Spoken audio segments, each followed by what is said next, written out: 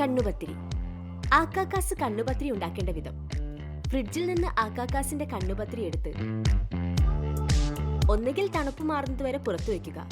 അതുമല്ലെങ്കിൽ ഉടനെ തയ്യാറാക്കുവാൻ വേണ്ടി ശേഷം പാത്രത്തിൽ ഒരു അടപ്പ് വെച്ച് മൂടി ഓവനിൽ ഡീഫ്രോസ്റ്റ് ചെയ്യാൻ ചൂടാക്കുക. അതുമല്ലെങ്കിൽ തവയിൽ ചൂടാക്കിയാലും യോഗ്യമാണ്. ഇതിനു പിന്നാലെ ഒരു വട്ടം കൂടി തണുപ്പ് നല്ലോണം വിട്ടു എന്ന് ഓരോന്നോരോന്നായി ഉറപ്പുവരുത്തുക.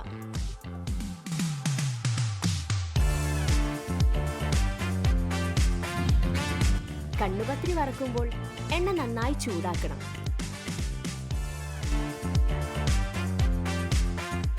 പിന്നീട് ഒന്നൊന്നായി കണ്ണുപത്തിരി എടുത്ത് എണ്ണയിൽ ഡീപ് ഫ്രൈ ചെയ്യുക.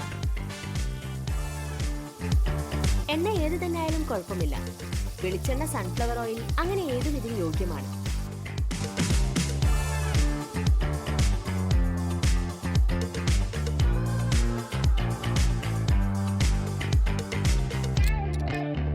ആക്കാക്കാസിന്റെ ചൂടുള്ള കണ്ണുപത്തിരി ഇനി വിളമ്പാം.